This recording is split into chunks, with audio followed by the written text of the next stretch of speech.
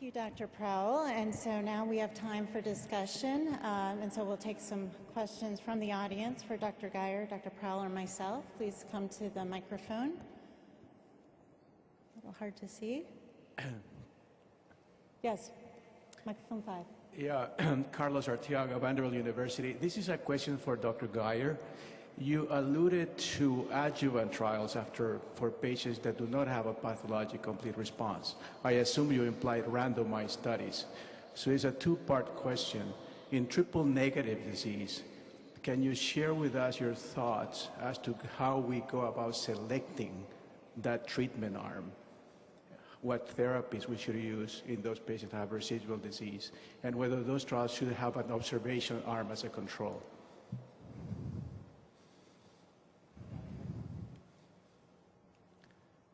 I think for the initial triple-negative breast cancer trial, if we believe that we don't have effective therapy, assuming patient has had standard anthracycline, alkylate, or taxane, and they have residual disease, there's no documented effective therapy, and the purpose of the trial would be to try to demonstrate clearly benefit in an adjuvant setting of another drug. So to do that, you pretty much are going to have to work through the challenge of a no therapy control arm, which will be substantial, but I mean, I think that's the baseline that we have to deal with. No, how do we go about selecting the treatment arm? What do you suggest? What should one use? Or, I mean, we've been, NSABP, and I know other groups have been working on some time finding, what is a compound that has sufficient suggestive activity in metastatic disease, neoadjuvant trials, wherever, to warrant looking at it in a clinical trial. We have a proposal before the Breast Cancer Steering Committee where we were, basically proposing to try and look at eribulin versus a platinum versus a no therapy arm, just to look at the chemo question, and the idea being that, well, eribulin has shown activity, particularly in triple-negative therapy, relative to chemotherapy of choice in advanced disease. The platinums continue to, there's a lot, interest from the preclinical work. We're going to be hearing some reports at this meeting that I think may temper that a little bit. But I think right now, from our perspective, we've been talking about a trial for a while, and it's always that tension of how long do you wait for the really perfect drug to appear, or do you jump ahead and answer the questions that perhaps are less exciting but very practically important right now? And so we decided to propose, at least, let's look at chemotherapy till we see these other more specific exciting agents. Thank you. Thank you. Any other questions?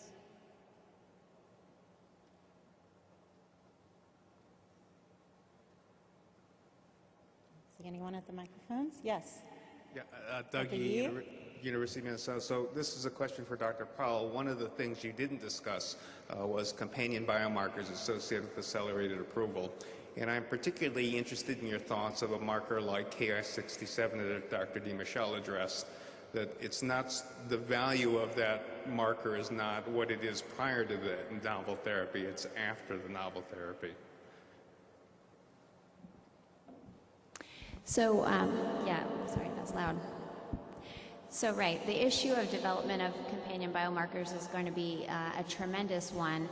And I think that one point that's worth making is that given how poorly pathological complete response appears to predict outcome for cytotoxic therapies, if this pathway has real potential, it's going to be for targeted therapies, and therefore these are going to be drugs that likely need a companion diagnostic to go along with them. And so this is going to be a place where companies are going to have to partner very early, either with a company to develop a companion diagnostic or have that capacity in-house and engage with CDRH very early on to ensure that even if the drug is ready from the standpoint of our work in CEDAR, that the companion diagnostic is ready to go forward as well, so that you're not having the test kit hold up the final approval.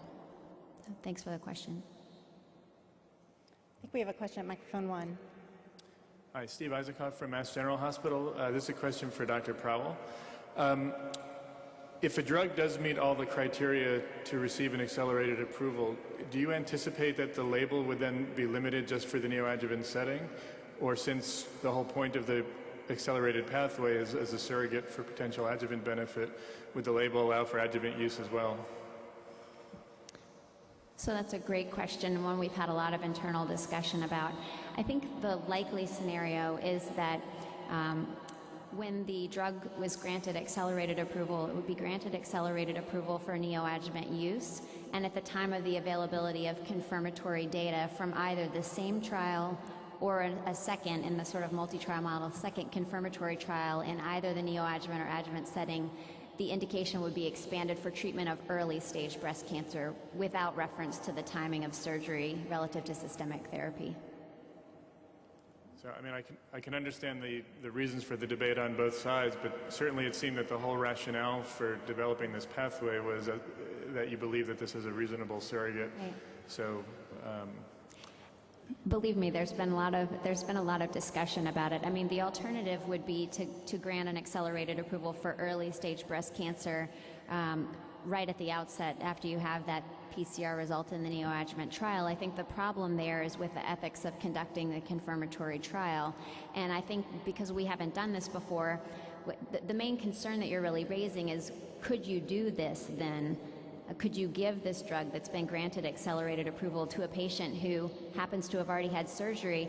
And I think that is very much a question that is open to debate. We have no idea, because we've never done this before, how U.S. insurers, for example, would handle that. If a drug is on the market for accelerated approval for neoadjuvant use, would they cover use of that drug in the postoperative setting? One imagines so, but I suppose we can't be sure of that. And that might be a place where things like compendia listing would be beneficial. Microphone 6. Yes, Ken Kern from Pfizer Oncology. It's a question for Dr. Powell. I attended the workshop on neoadjuvant accelerated approval, and when you presented the data on the meta-analysis, I would say many people didn't accept it. And we have, whenever we talk to oncologists, some of whom are very prominent, and we tell them there's been an FDA meta-analysis of 12,000 patients, there's no relationship between PCR and survival, we're told that's ridiculous, that's nonsense. And even we're told, oh no, if they have a PCR, they're cured, and you know, the data itself shows that's not true. So my question is this: following the workshop, I'm sure you must have got feedback about the quality of the meta-analysis. Can you make some comments on that? Because here we're showing it to oncologists and they're still claiming, oh, it's fake, it's false, it's no good at all. Sure. So, you know, I think that this really stems from a misunderstanding to a large degree. So, you know, the results that have been shown by multiple previous groups, including all of the collaborators in that CT-NeoBC group, have been data based on post-randomization. So when we show that pathological complete response predicts outcome for individual patients, that is irrespective of their treatment. Okay, so when we're looking at a trial level, now we're backing up and we're saying, without regards to how these patients do on an individual level, if we look at them as they're randomized, does PCR predict outcome? And at that level, we saw no relationship. Now, that doesn't mean that no relationship exists. That means that no relationship could be detected at a trial level. Do I personally think that a relationship exists? I do. Otherwise, we wouldn't be standing up here today and I wouldn't have written this guidance. But the reason I think we weren't able to show that, and it's possible, incidentally, that no relationship exists, that's still on the table. But I think that the more likely explanation is that the therapies that were being compared in those trials just were not substantially different enough from one another, and the patients in those trials were unselected patients. And therefore, I don't think we should be that surprised that when you have very modest differences in PCR between treatment arms, that will not translate into a long-term outcome benefit that we can demonstrate. Because as I said, we know that some of those patients with PCR will relapse, and even if, for example, you consider the triple-negative patients, the patients we know who are at high risk, and now you take the triple-negative patients with residual disease, the most highest risk of the high risk, still in those data from the meta-analysis, you see that nearly half of them remain disease-free for a decade.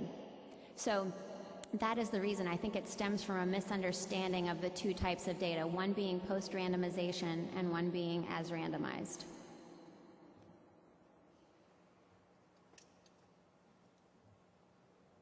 Okay, well, I think we're at the end of our time, so we'll wrap up. Thank you all for coming to the session. Thank you to the speakers and participants.